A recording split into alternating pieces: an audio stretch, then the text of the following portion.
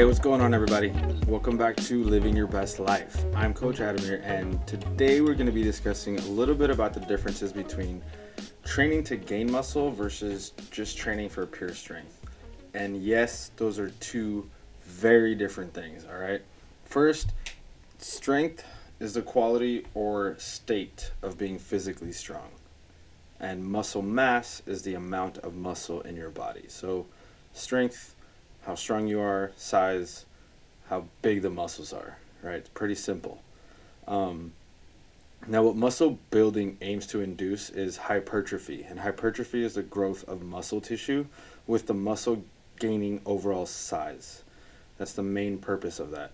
On the other hand, when we talk about strength training, that aims to increase the functional ability of the muscles. So being able to use your muscles properly and recruit different muscles, that's what training for strength will basically do. Now, what most people don't realize is that you can train for strength without gaining muscle mass. Okay, so for any ladies out there that are listening, it's completely okay and encouraged to pick up some weights for your next training session. All right, so let's go ahead and get into this, see what strength training is and what the difference is between size and strength training, and then how it's going to benefit you. First things first, what is strength training? Strength training is defined as resistance or weight training with the goal of increasing muscle strength, size, or endurance. All right, so today we'll be focusing on strength or size. Endurance we can talk about in another episode. Now, strength training has many benefits beyond just muscular strength or aesthetics, which is just the way you look. Obviously, those are the two main ones, but there's other benefits that we don't really notice and maybe aren't really talked about enough. So first one, you're going to burn a lot more calories. Second one, you're going to boost your energy and mood. I think those two are pretty common, maybe top benefits as far as what people know. And then the other few lesser known ones are you're going to reduce your anxiety, you're going to improve your sleep. If you have any metabolic conditions, diabetes, high blood pressure, hypertension, it's going to help improve that as well. And then it's also going to protect your bone health. As we get older, our bones strength and density starts to degenerate. Okay, so we lose our strength in our muscles. So if we incorporate strength training into our sessions and into our training program, we're going to maintain our bone density a lot longer into our later years. All right, so start now and build a foundation so that you don't lose that bone density too quickly as you get older. All right. Again, strength, that's basically the ability to produce maximum force against an external resistance. So squat bar on my back, produce maximum force against that external resistance pushing upwards. All right. And then hypertrophy, that's going to be the growth of muscle tissue and those ultrastructural adaptations. So you'll see that size in your muscle tissue grow. All right. Now, what studies have shown between strength and hypertrophy, so hypertrophy is basically going to be size. That's our strength versus size category here. Strength has shown that heavy loads are going to increase your 1 rep max more than light or moderate loads. Seems pretty obvious, right? And that's true for both upper and lower body exercises. So heavy loads are going to increase your 1 rep max more than light weights or moderate weights. Now, what they've noticed with hypertrophy, though, is that as long as the volume load is the same, it doesn't really matter how much weight someone's using. Okay, so just as an example, if I'm doing 30-pound dumbbell bicep curls and I do 20 reps, after I'm done with 20, I've accumulated 600 pounds of lifting or of curling. I've curled 600 pounds over that 20 rep count. All right. Now, if my workout partner next to me, 30 pounds is too heavy for him and he can't do 20 reps to get to 600 pounds, maybe he can do 20 pounds, 30 reps. Okay, so the weight isn't as important as the final volume load that you've done. So at the end of the day, I've curled 30 pounds, he's curled 20, but we've combined, like total, we've combined 600 pounds each. right? So the volume load ends up being the same even though we use different weights. Okay, so a little bit different maybe than what we're used to or what we've heard as far as how to increase muscle size, that you only have to lift heavy. That's starting to be proven and shown that that's not the only way to do it. Okay, um, and again, there are going to be some people who, when training with heavier weights, they're going to see um, muscle gain, right, more than lighter loads. But if you notice, most of these people will have probably never trained before or have not trained in a long time. So whenever that happens, like we all see it, right? You work out or diet for 1 week and you drop like 5-10 pounds. That's gonna happen right away, of course. But over the long term, that's not what's proven to increase muscle mass. All right, and that also has to do with like different fitness levels, right? So again, someone who's new to the weight room will almost always build more muscle than someone who's been lifting consistently. So if I'm in the gym for the last year, 3 times a week, every month, haven't missed a day, and then there's someone who just started lifting 2 weeks ago, same thing, 3 days a week, doesn't miss a day, he's gonna build more muscle in the same amount of time that I'm working out. So if we're both working out for a month, but I've been working out for a year, he's only been working out for a month before that, he's going to see gains a lot quicker than I will. All right. And that's true for anyone who's even stopped training from injury or off season or anything like that. What's going to happen is you have a baseline right now, and if you stop training, you're going to have a new baseline, which is further down the line of where you were. So in order for you to get back to there, you're going to have those muscle adaptations again. So you're going to see results again. Your body's going to respond better. But once we get to that baseline again, that's when we have to make an adjustment in our training program. All right, and this also applies to strength gains, not just size gains, right? Beginners are going to increase their strength rapidly because their muscles are going to learn to coordinate movements and recruit new motor units that they probably never used before. So strength is going to build up in certain areas that has previously been untrained, right? Or just ignored in a sense. And just as an example, like I get a lot of clients who will come to me a couple days after training and be like, yo man, like I'm sore in places I've never been sore before. Like I didn't even know that I could be sore in that area, right?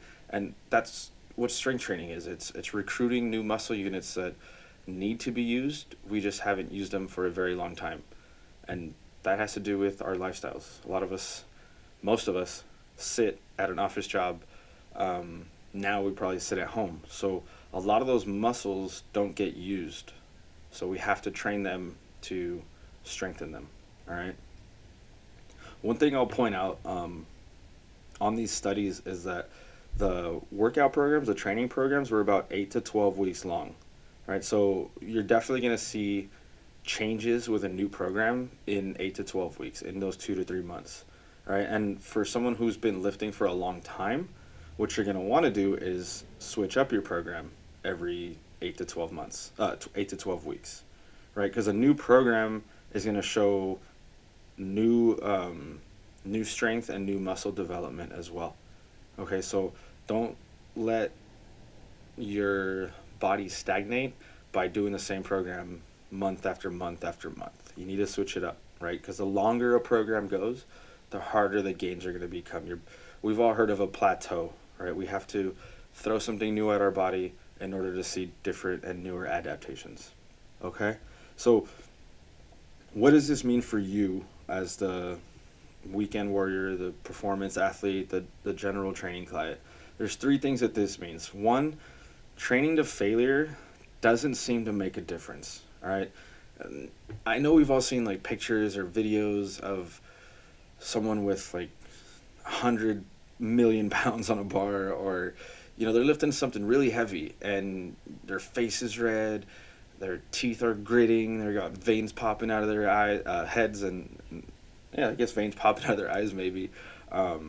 Maybe a little saliva, or just that crazy, like, pushing as much strength and power as possible. And when we see that, we think, man, that's how you need to train in order to gain muscle and strength, right? No, absolutely not. Okay, that's not the only way to get a result. And that's not to say that you don't need effort and energy and a push, right, to squeeze out every possible rep, but we've seen that that doesn't really significantly improve any outcome. Okay, so again, you want to put maximum effort and energy into your lifts, into your movements. But what I will suggest and what I tell my clients, that instead of pushing to muscle failure, instead of pushing till you can't lift anymore, I'd rather you push to technical failure, right? So instead of pushing till you can't push that weight no more, I would say push until you can't push it properly. Okay, I'd rather you squat 50 pounds for 10 proper form and good technique than do 150 for 5 reps with crap form where you can possibly get hurt or injure yourself. You're better off finishing with proper form than finishing for the sake of finishing. Okay, quality over quantity. I want quality reps versus just doing them because I'm almost there, I'm almost to failure. No, proper form, always. And if you get to a point where you're losing proper form and you still have a few reps left, lighten the weight. Go 10 pounds lighter, 15 pounds lighter, and finish with proper form. Okay? The second thing that you need to consider, how light is too light when it comes to weight training. And that's really hard to say because there's not a lot of studies that show the effectiveness of using lower loads when it comes to strength training. There has been some studies that show that they can build muscle just as well as heavy loads as long as the volume is the same. Again, we're talking about that overall volume. Then yes, you'll see some differences. However, the thing about doing lower loads with training is that it gets a lot more tedious to get enough reps in to actually build any muscle. And for most people, that just gets boring and frustrating, and you just don't want to do it anymore, right? If I tell you to do 5 or 10 pound curls, that sounds awesome. I can do 10 pound curls for 3 sets. Okay, but I need you to do 100 in each set. 3 sets of 100 at 5 or 10 pounds, or can I just do 30 pound curls, 12 to 15 reps for 3 sets? Yeah, it's a lot heavier and probably going to fatigue me a little more, but I'm going to get more of a benefit out of it, and I'm not going to be as bored, right? I can't see myself sitting there doing 300 bicep curls. I'll get bored. If I get bored, I guarantee you will get bored. Okay, so yes, light loads work, but take into consideration how some of your training may not be as, I guess, entertaining. It's the word, entertaining for me, maybe not for you. But you get the idea, right? You don't want to be hating the workout and just wishing it was over just because you have to do more reps, all right? If you can minimize the rep and then still increase the load, do that, all right? And if you are going to do light loads, the most beneficial light load is going to be body weight movements, all right? First, there's less risk of injury, and second, your body's already capable of moving you. It just needs to be trained for it, right? Push-ups are hard if you've never done them before, but your body is capable of pushing your body off the ground. Okay, your arms and your chest and your shoulders are able to withstand your body weight load. That's just physiology. We just have to train for it. Okay? So bottom line with this, when it comes to low loads, medium loads, heavy loads, moderate body weight, do what's comfortable for you. If body weight training is fun for you and you don't get bored and light loads, higher volume is fine, then continue. And if you're getting the results you want, then do that. Okay, you don't have to do every little thing here that's suggested or given, right? You have to do what's right for you. If you're okay doing 100 bicep curls for 3 sets, by all means, please do that. All right? There's nothing wrong with doing what works for you and what works for your body. Because at the end of the day, you're the one who feels everything and you're the one who goes through everything. No one on the outside is going to tell you how you should feel about your workouts. All right? And then the last thing that you can take with you and see how maybe you're already doing things right. Our training culture, our traditional gym culture has done a pretty good job of like sticking to similar type workouts, right? For what I've seen and from what we see in the gyms and workout videos and working out with friends or classes and things like that, most training is done in that hypertrophy range, that 8 to 15 rep range, with that 60 to 80% of your 1 rep max. So we're not going super heavy. We're stopping at about 15, maybe 16 reps, right? We're not doing the 20, 25 reps. 8 to 15, 8 to 12, nice good pump, good form, all right? And what you're going to see with strength training and even with moderate weights, you're going to see that you're going to be able to increase or maintain your strength. You're going to increase or maintain your muscle mass. If you're in any sort of sports or recreational activities like hiking, biking, swimming, running, things like that, you'll also enhance and maintain your performance. Okay? So when you're doing these sessions with loads, low loads, body weight loads, what you want to do is that you want it to be long enough to feel as if you've gotten a good workout, but not so long that you get frustrated or bored. Right? That's the last thing you want to do, is get bored with your workout, get frustrated with your workout, because then you're just going to not do it anymore. Right? When we're bored with something, we're frustrated, we just shelve it, leave it, and not come back to it. Okay? And then one thing you'll also realize when you start training with weights is that you're just going to feel stronger. It's just a natural byproduct of working out with resistance weights resistance bands or weights or things like that with an external load. Your muscles are going to feel the pump. You're going to feel stronger over time, and your confidence is going to grow, because when you're able to move heavy shit, you feel pretty strong. You feel pretty confident. All right, so lift weights not only for your physical health, but also for your mental and emotional health.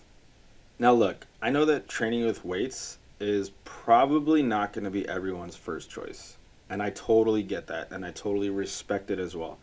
But what I hope you realize is that even with light or moderate weights or body weight, you're still going to have significant benefits to your physical health and to your overall your physical being, right? You're just going to be stronger overall. And it's not about being strong to look big and be able to lift heavy things. It's just strength in general, because our everyday lives, we have to move stuff around too, right? We open a door, we carry groceries, we go up and down the stairs. If we have kids, we pick up our kids off the floor. Things like that we don't realize sometimes.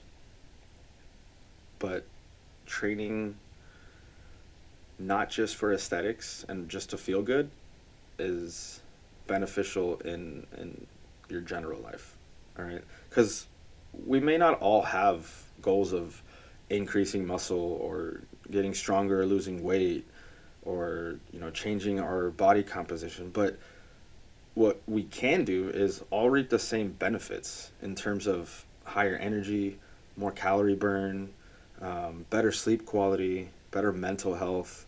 I don't think I've come across anyone who feels crappier after working out. Right? If you're in a bad mood and you go into a workout, you're going to come out feeling better. It's just a natural high. The endorphins are just going to give you a natural feeling of joy. All right?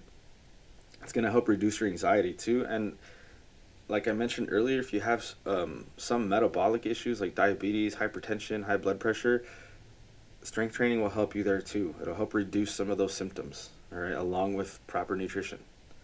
All right, like I for one love strength training. All right, I'll choose it over cardio any day. And if you know me personally, you know that is a fact. Okay. Um, the great thing about strength training is that you can mix it up, right? There's so many tools out there that you can use that you don't have to feel like you're just doing traditional workouts, right? You got kettlebells, there's dumbbells, resistance bands. If you're lucky enough and you have a gym, you can do barbells and free weights with the plates and things like that. There's suspension trainers. You're probably more familiar with, it's called those TRX suspension trainers, you know, the straps. Those are great for beginners, for someone coming off rehab, or if you don't have a lot of equipment or space in your house. Body weight, right? There's your moderate to light load. All right, and you can mix all those things up and mix and match with different types of equipment so that you don't get bored. Right? You can always in a sense make it entertaining, right? Give yourself something different so that you can keep that energy to go back to it each and every day. All right. So next time you're getting for a workout, consider adding external resistance, bands, dumbbells, free weights, anything, so that you can start to see different results and most likely better results. Well, everybody, that's all for today. Thank you so much for tuning in. I will never, ever not thank you enough for listening and for supporting me. All right, so please don't forget to share this with friends and family. Subscribe to the channel so you always get an alert. And if you can leave me a review, that'd be super helpful. You know, I don't know what you guys think, so at least I can see what you guys think. Maybe if you guys have suggestions. And then make sure you're following me on Instagram and Twitter at Coach Adamir. I've been posting workout videos, some cooking videos. I have, motivational quotes and inspiration throughout the week that I post. I'm also doing like a little live mini series, thoughts from the sauna. Someone called it what should they say? Inspiration from perspiration. So tune in. I just give my 2 cents on whatever I'm thinking about for the day, and I post it live. So at Coach Adamir, Instagram, Twitter. That way you don't have to wait for the podcast to hear me again, because I know you guys sit there patiently waiting. But anyways, you guys, I look forward to being with you here next time. We're in our mental health week, so I'll be giving some advice, suggestions, encouragement, inspiration that can help get us through anything we're dealing with. All right? So have a great week, you guys. Remember to love yourself and go be the best version of yourself. Bye.